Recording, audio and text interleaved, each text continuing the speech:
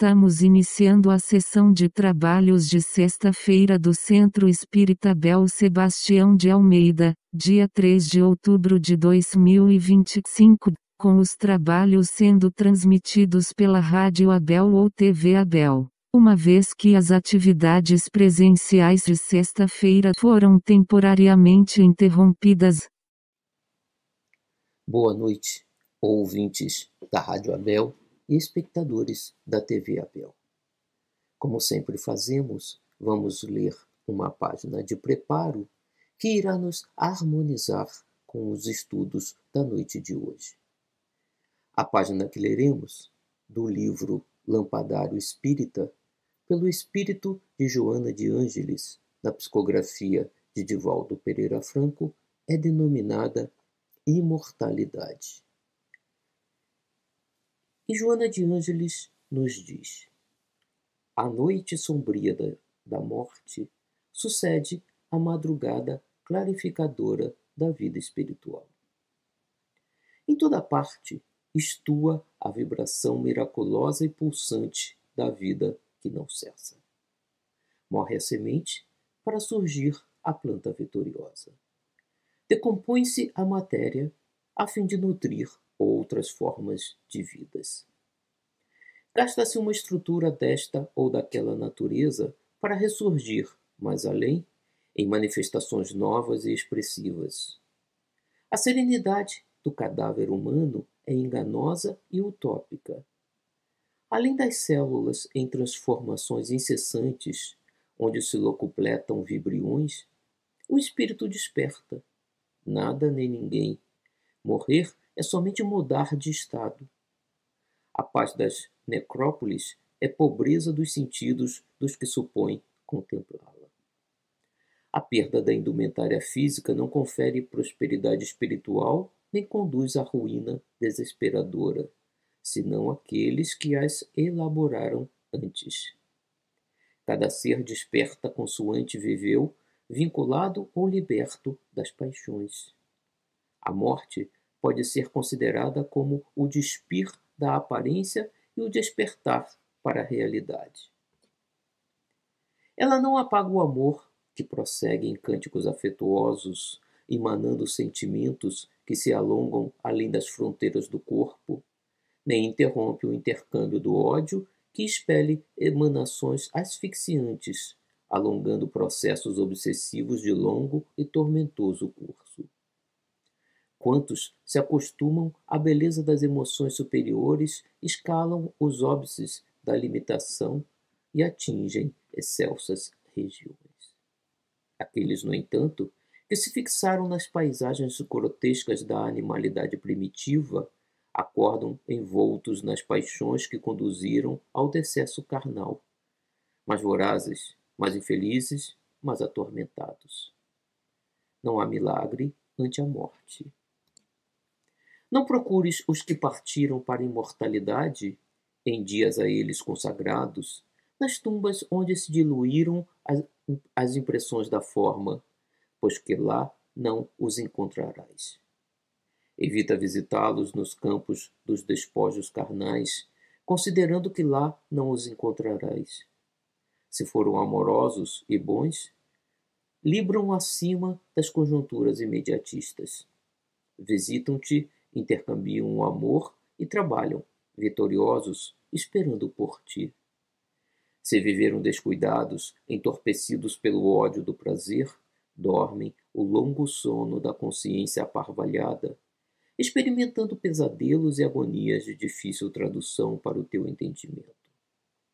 Se jornadearam adstritos à impiedade e atados ao erro deste ou daquele teor, sofrem e fazem sofrer, procurando no próprio lar ou em outras mentes de fora do ninho doméstico com as quais se afinam, intercâmbio inquietante e enfermiço.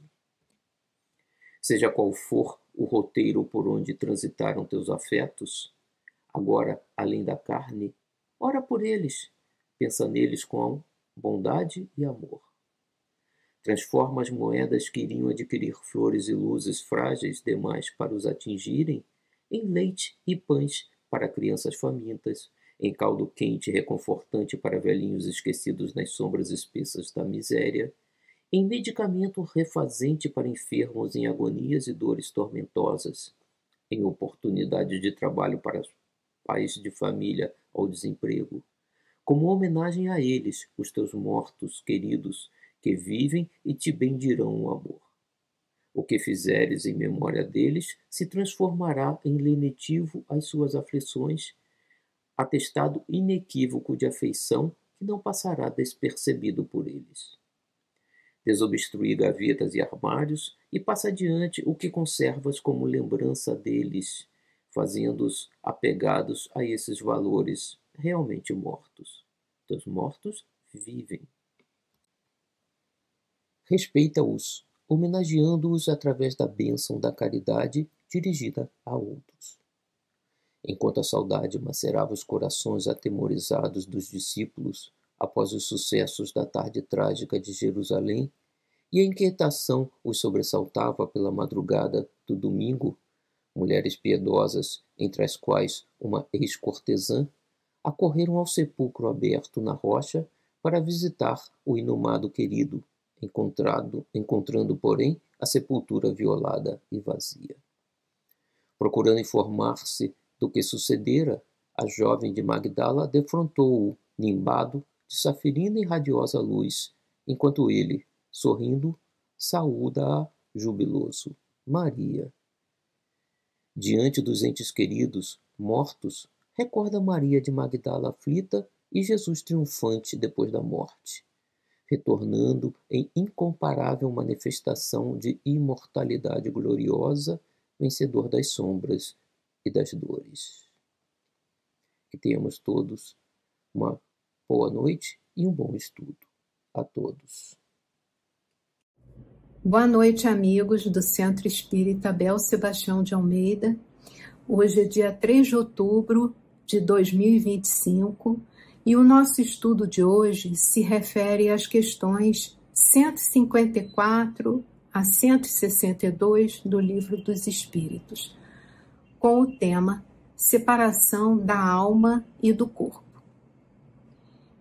A questão 154 diz o seguinte: Kardec pergunta: é dolorosa a separação da alma e do corpo? E os espíritos respondem: não. O corpo quase sempre sofre mais durante a vida do que no momento da morte. A alma nenhuma parte toma nisso. Os sofrimentos que algumas vezes se experimentam no instante da morte são um gozo para o espírito, que vê chegar o termo do seu exílio. O termo significa o fim, né? do seu exílio, quer dizer, do seu afastamento do mundo real dos espíritos, que é o mundo fora aqui do planeta Terra, né? Na pátria espiritual.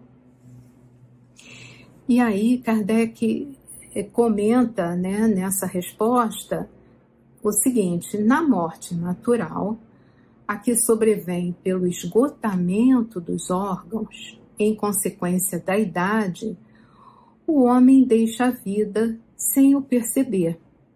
É uma lâmpada que se apaga por falta de óleo. Então,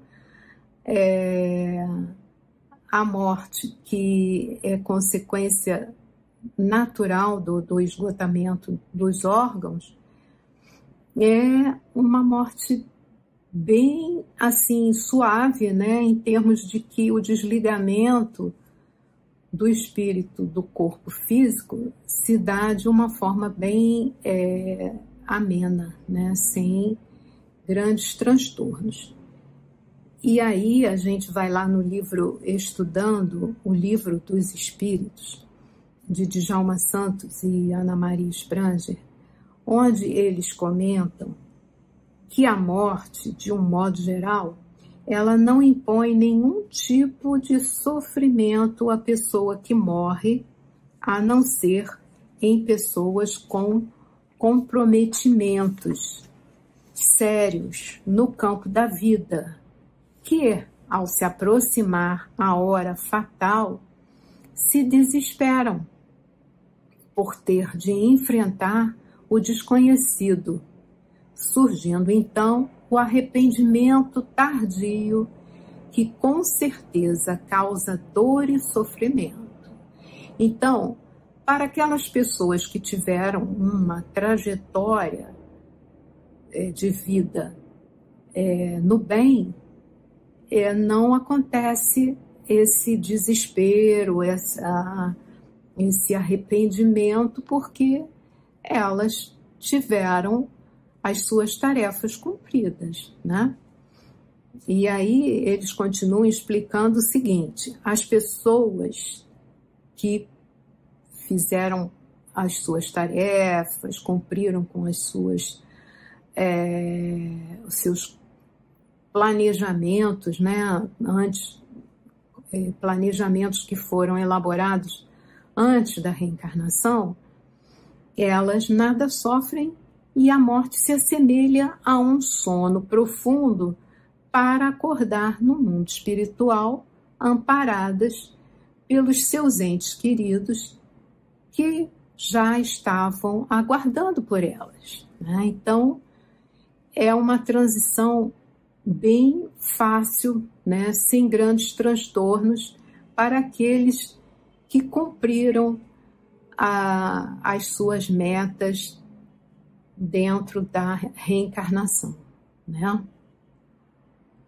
E aí a gente pode concluir o seguinte, que a separação da alma e do corpo, ela não é dolorosa para aqueles que trilharam o caminho do bem durante a sua estada aqui no planeta Terra.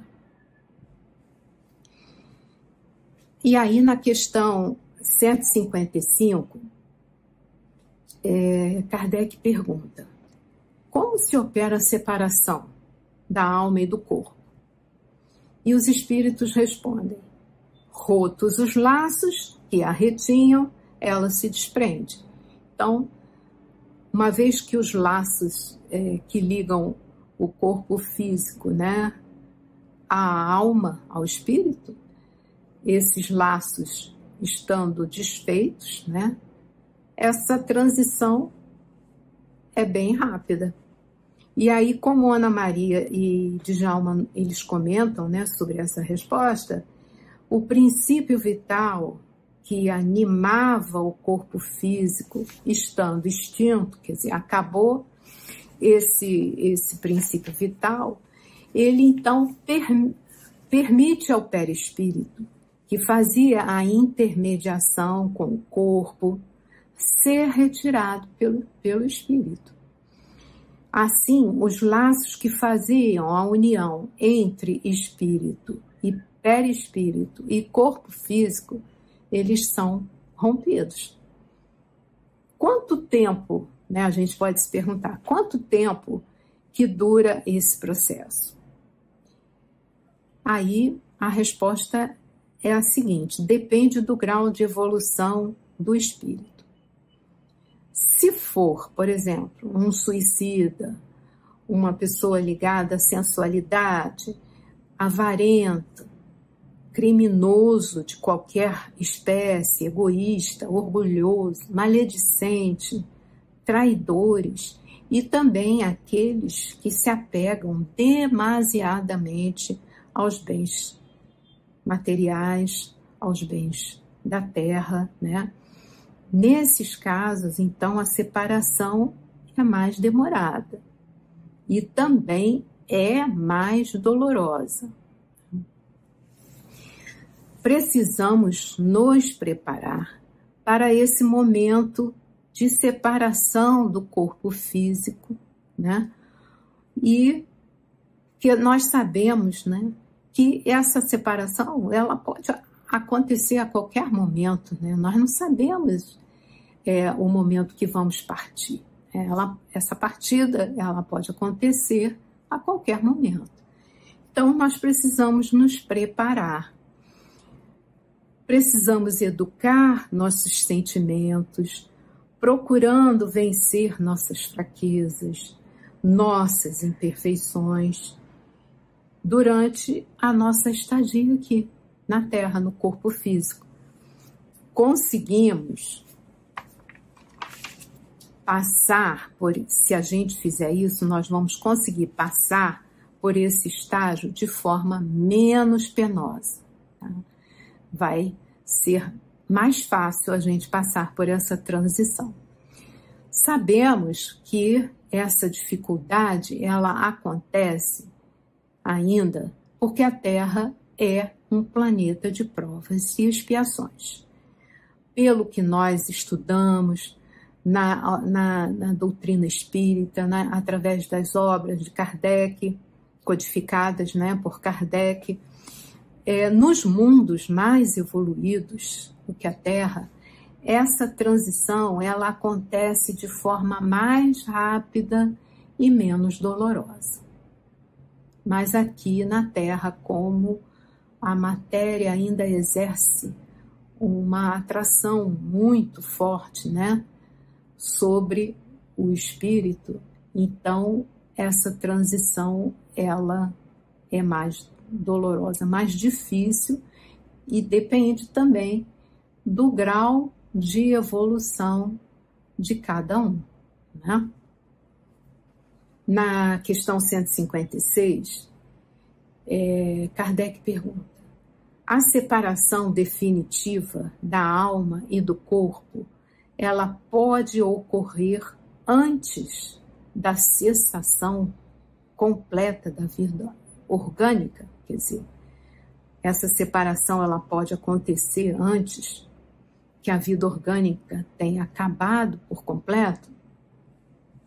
Os espíritos respondem: na agonia, a alma algumas vezes já tem deixado o corpo.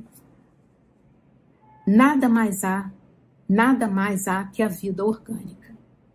O homem já não tem consciência de si mesmo. Entretanto, ainda lhe resta um sopro de vida orgânica. O corpo é a máquina que o coração põe em movimento. Existe enquanto o coração faz circular nas veias o sangue, para o que não necessita da alma. Então, a vida orgânica, ela depende desses mecanismos, né, do corpo físico, né? Depende que o coração leve o sangue para os órgãos, né? E esse mecanismo, ele não depende, né, do espírito para que esse movimento ocorra, né, esses mecanismos.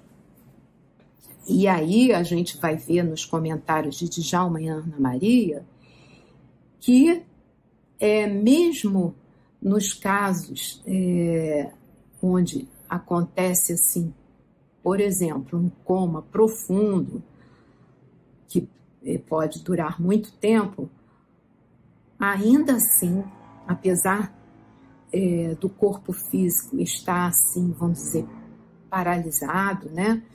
E o espírito não poder se manifestar através do corpo, né? Já que ele está paralisado, mas aí o espírito ele está presente ali, próximo àquele corpo físico, porque ainda existe um traço de vida orgânica ali naquele corpo físico. Então, o espírito, ele só se desliga, em definitivo, do corpo físico quando são rompidos os últimos laços, né, de atração entre o espírito e o corpo físico. Podem ocorrer momentos de afastamento do espírito, principalmente nessa situação, como a gente comentou aqui, né, de um coma profundo, vai havendo um afastamento, né, do espírito do corpo físico. já que nesses momentos de quase cessação da vida orgânica, né? Quer dizer, a vida orgânica está se acabando, né? Então, os cordões fluídicos, né? Os laços que ligam a matéria ao espírito, eles vão se tornando cada vez mais frouxos, né? E, segundo as informações dos espíritos, como nós podemos ver em livros como o de Richard Simonetti, Quem Tem Medo da Morte, o desencarne ele começa pelas extremidades. Então, sabe-se que o moribundo, quer dizer, aquele que está prestes a deixar, né, o corpo físico, ele apresenta mãos e pés frios, um fenômeno circulatório, porquanto o coração está enfraquecido e não consegue bombear adequadamente o sangue, né, para as extremidades. Mas é também um fenômeno de desligamento, né, do espírito do corpo físico, na medida em que este desligamento ele se desenvolve nas áreas correspondentes às extremidades e deixa de receber a energia vital que emana do espírito e que sustenta a organização física, né? Então, o corpo necessita, né, da energia vital do espírito para que ele possa continuar, né, a sua vida no corpo físico. E quando essa energia se esvai, né, então o corpo também perde a sua vitalidade. Na questão 157, Kardec pergunta: no momento da morte, a alma sente alguma vez qualquer aspiração ou êxtase que lhe faça entrever um mundo onde vai de novo entrar? E os espíritos respondem: muitas vezes a alma sente que se desfazem os laços que a prendem ao corpo. Emprega então todos os esforços para desfazê-los inteiramente. Já em parte desprendida da matéria, vê o futuro desdobrar-se diante de si e goza por antecipação do estado de espírito. Então, nesses casos, como a gente está falando, né, de espíritos que estão prestes, né, a se afastar, né, a se desvencilhar, né, do corpo físico, então, nesses momentos, né, em que o espírito se afasta, né, do corpo físico, já que esse corpo está desfalecendo, então o espírito começa a ter essa visão do mundo espiritual que o está aguardando, né, para onde ele deverá partir e dentro em pouco tempo. Então ele começa a ter essas visões do mundo espiritual, né, e sente, inclusive, um conforto, né, por poder se afastar daquele corpo que já não tem mais utilidade para ele, né? E aí Ana Maria e Djalma, eles explicam que esse desprendimento da matéria, ele permite aos espíritos visualizarem um mundo que vão entrar após a morte do corpo físico. Então, aqueles que fizeram a sua caminhada na Terra no caminho do bem, né, eles sentem uma espécie de êxtase antecipado, que é consequência da sua vida fraterna e sadia, né? Então, antes mesmo de haver, né, esse desligamento, né, do espírito, do corpo físico, ele, nesses momentos, né, ele se afasta, ele sente já essa alegria, né, de estar num outro plano que não é o plano da vida na Terra, né? Agora, os espíritos endurecidos que não caminharam pela caminhada evolutiva, pelo bem, né? Eles visualizam a dificuldade, né, que eles vão precisar enfrentar ao entrar no mundo espiritual, já que as suas consciências os alertam para as consequências dos desregramentos cometidos em suas encarnações. Por isso, eles temem o momento da morte, sofrendo por antecipação.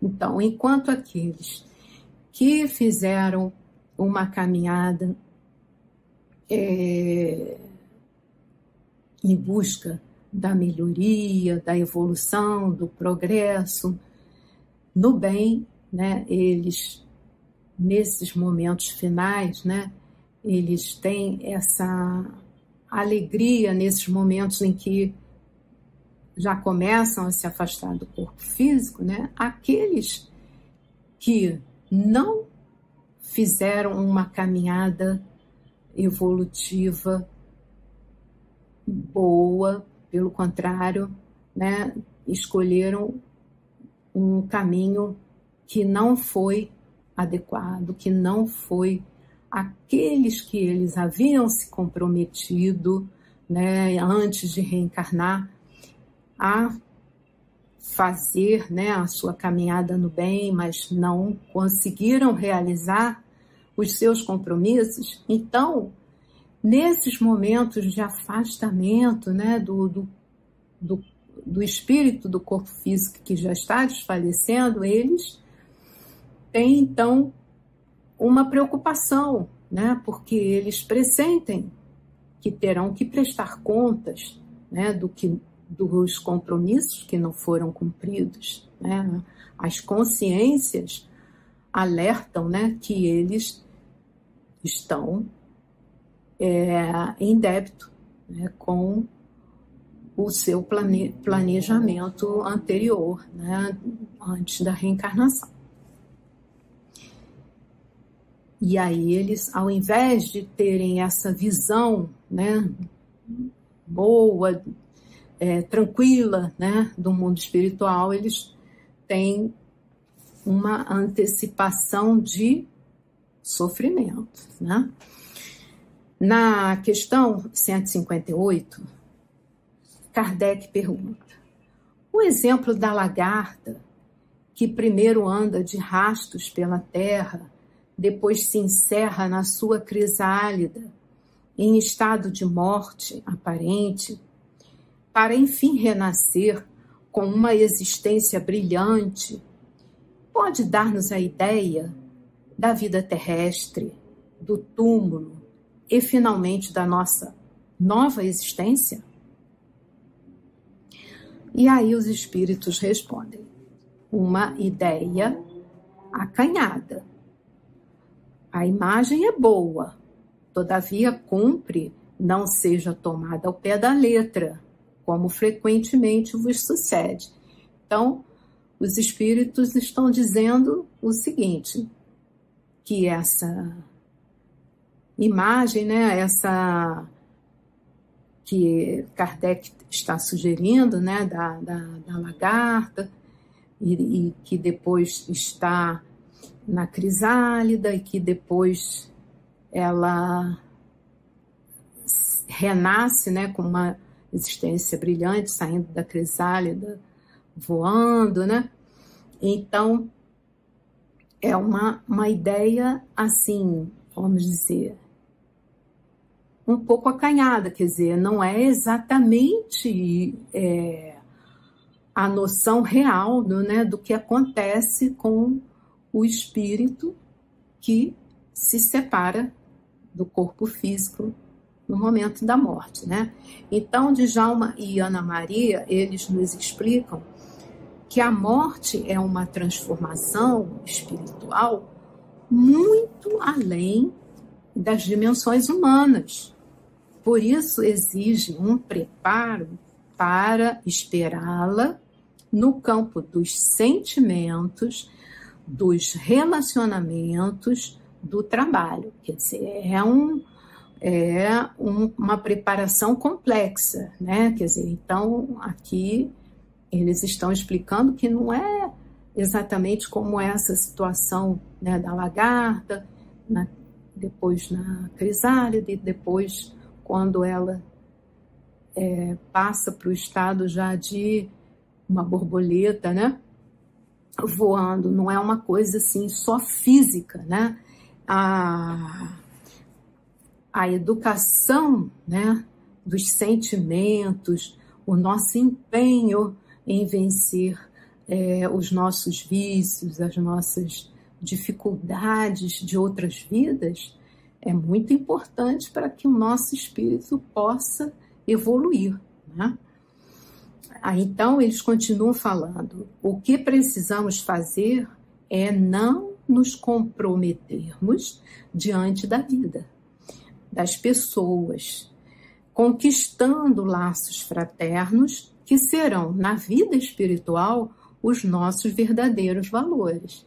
Então, nós precisamos nos preparar para esse momento de transição, cultivando, né, durante a nossa estadia aqui na Terra, relacionamentos fraternos, né, procurando vencer, né, as nossas dificuldades, os nossos vícios, procurando realizar, né, as tarefas que nós nos comprometemos de realizar antes de reencarnarmos, para que a gente realmente, ao final da nossa estadia aqui na Terra, possamos dizer que cumprimos com o nosso compromisso, né, de melhoria, de evolução, né? Na questão 159, Kardec pergunta: que sensação experimenta a alma no momento em que reconhece estar no mundo dos espíritos? E aí os espíritos respondem: depende. Se praticasse o mal impelido pelo desejo de o praticar, no primeiro momento, te sentirás envergonhado de o haveres praticado. Com a alma do justo, as coisas se passam de modo bem diferente. Ela se sente aliviada, de grande peso, pois que não teme nenhum olhar perscrutador, quer dizer, um olhar assim de julgamento, né? Então, aquele que procurou caminhar de acordo com as orientações do Evangelho de Jesus, ele não vai temer nenhum julgamento, porque a sua consciência aponta que ele procurou cumprir com as suas obrigações, né? Não vai se envergonhar, né, do que fez. E aí, Djalma e Ana Maria, eles nos explicam que os espíritos que cumpriram com suas obrigações na Terra, eles se sentem felizes e reconfortados ao se depararem com o mundo espiritual. Já aqueles que se comprometeram com crimes e outros males, eles se sentem sem liberdade e permanecem na crosta terrestre, atraídos pelos vícios que cultivaram enquanto estavam encarnados, aproximando-se por sintonia com pessoas encarnadas que cultivam os mesmos vícios. E aí é que a gente observa as obsessões, né? Nessas sintonias que acontecem entre esses espíritos que continuam, né, na crosta terrestre, sintonizando com os mesmos vícios que cultivaram enquanto estavam encarnados e que ficam ao lado de pessoas encarnadas que cultivam os mesmos vícios, né? Essa sintonia, né? E aí acontecem as obsessões, né? Bem, aí na questão 160, Kardec pergunta: o espírito se encontra imediatamente com os que conheceu na Terra e que morreram antes dele? E os espíritos respondem: sim, conforme a afeição que lhes votava e a que eles lhe consagravam. Muitas vezes aqueles seus conhecidos, né, que os vêm receber a entrada do mundo dos espíritos e o ajudam a se desligar das faixas da matéria. Então, quando a gente teve uma caminhada assim, que procuramos cumprir, né, com os nossos deveres, as nossas obrigações, nesse momento de desenlace, teremos a ajuda daqueles que nos foram muito ligados, né, amigos, parentes, e nós sabemos que todos são ajudados, mesmo aqueles que não fizeram uma caminhada assim tão no sentido do bem, né? Todos são ajudados, mas sendo que aqueles que procuraram cumprir com as suas obrigações, eles têm essa facilidade, né, de ter a proximidade daqueles entes queridos para o auxiliarem nesse momento do desenlace.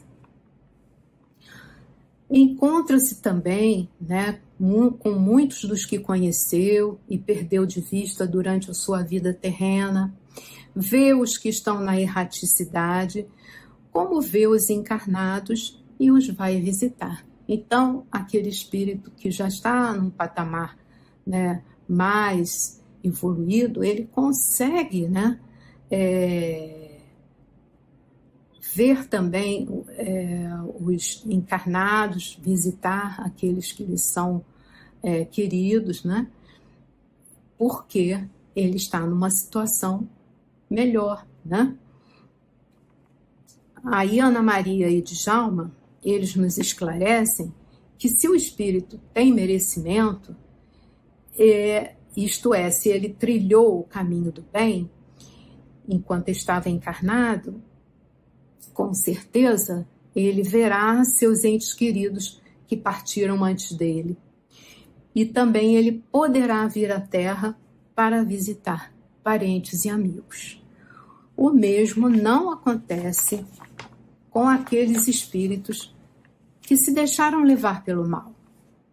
Eles ficarão ilhados no espaço, sem condições de se movimentar com liberdade e dificilmente encontram parentes e amigos. Então, a situação é diferente para aqueles que se deixaram levar pelo mal, né? A conclusão é que a possibilidade de encontrar parentes e amigos após a morte do corpo físico depende da nossa vontade de permanecer no caminho do bem. Então, daí a importância da gente procurar conduzir a nossa vida na Terra no caminho do bem, procurando sempre melhorar, né, vencer as nossas fraquezas. Na questão 161, Kardec pergunta: em caso de morte violenta e acidental, quando os órgãos ainda não se enfraqueceram em consequência da idade ou das moléstias, a separação da alma e a cessação da vida ocorrem simultaneamente? E os espíritos respondem: geralmente assim é, mas em todos os casos, muito breve é o instante que medeia entre uma e outra. E aí, como Djalma e Ana Maria nos explicam, quando a morte ocorre por falência dos órgãos, seja pela velhice ou por doenças demoradas, o espírito se prepara para o desenlace e não sofre tanto com a separação do corpo físico. Aceita com paciência e resignação a hora da partida. Já no caso da morte repentina, o espírito se sente perturbado, sem condições de entender seu estado atual de espírito desencarnado.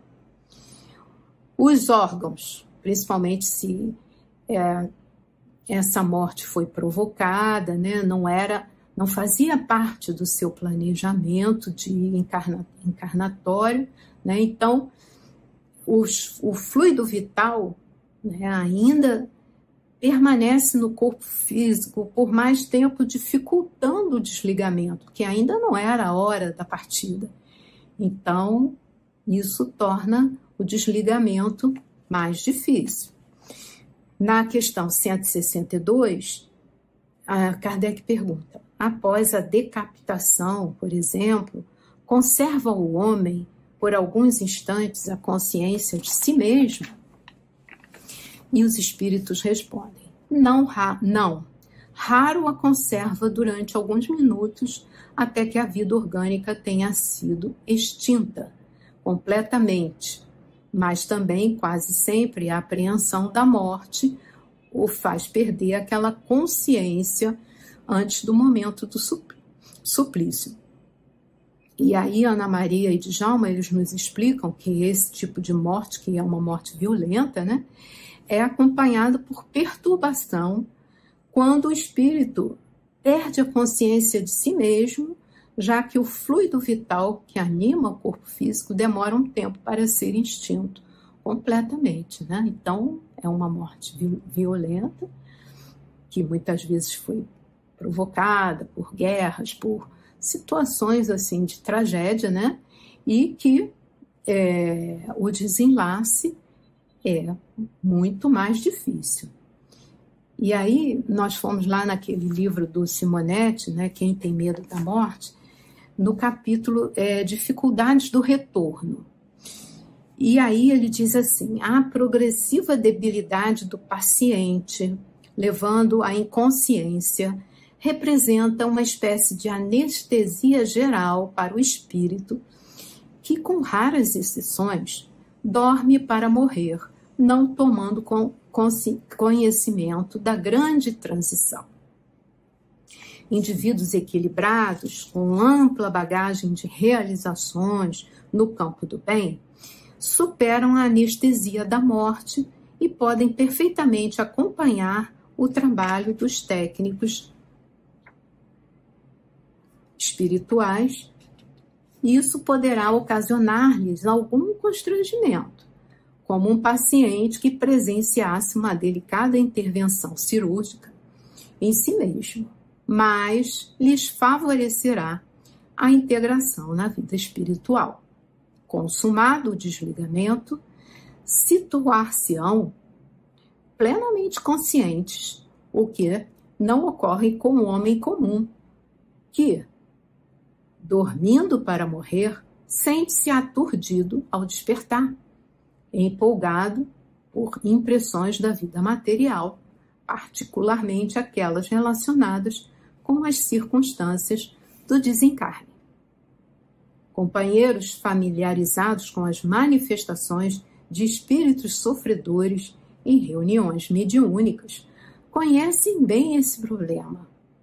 Os comunicantes geralmente ignoram sua nova condição, queixam-se do descaso dos familiares que não lhes dão atenção, sentindo-se perturbados e aflitos.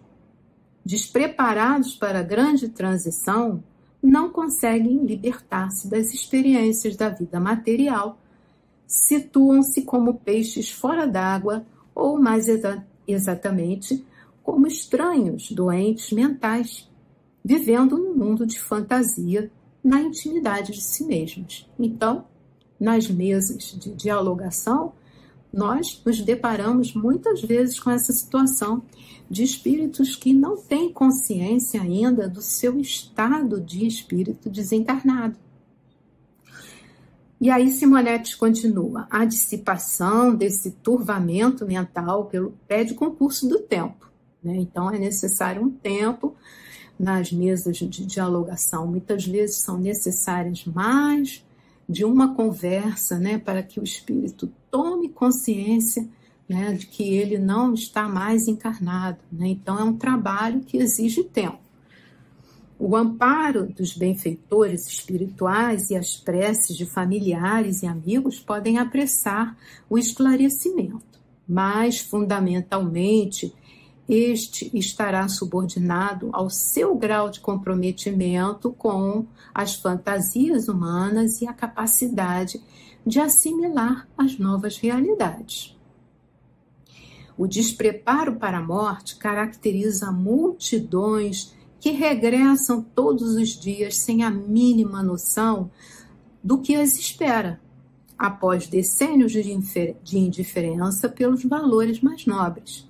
São pessoas que jamais meditaram sobre o significado da jornada terrestre de onde vieram, porque estão no mundo qual o seu destino.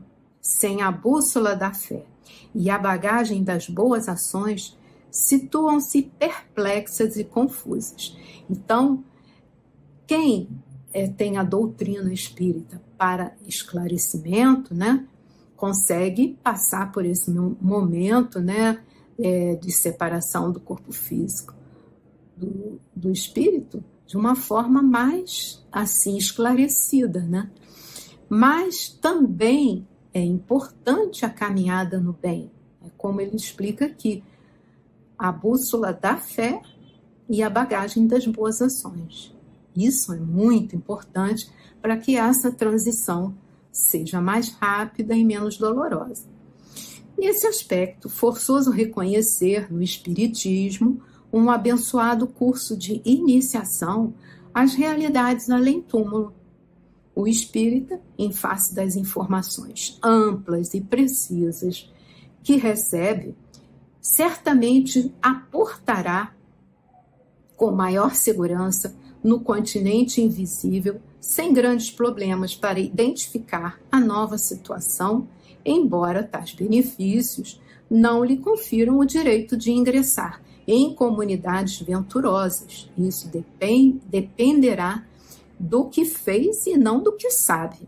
Então, não adianta ter o conhecimento da doutrina espírita, saber que nós estamos na Terra, né, para ressarcir os nossos erros, né, do passado, cumprir com as nossas obrigações reencarnatórias, né, que assumimos antes de reencarnar, ter todo o conhecimento, né, e não praticar, né, o bem.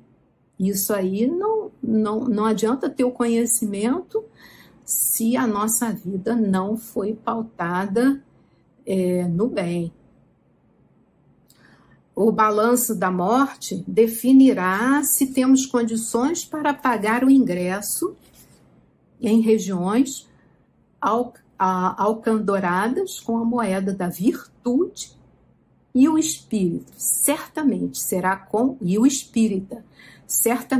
convocado a desembolsar o ágio do conhecimento, partindo-se do princípio lógico, mas se pedirá a quem mais houver recebido. Então, o espírita, sim, tem esse compromisso de mostrar se realmente ele adquiriu esse conhecimento que a doutrina nos traz, né?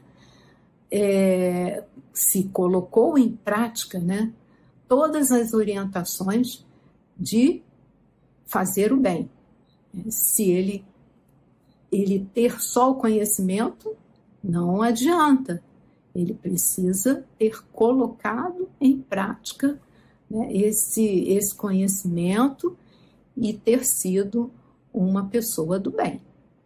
Obrigada a todos pela atenção e fiquem todos com Deus.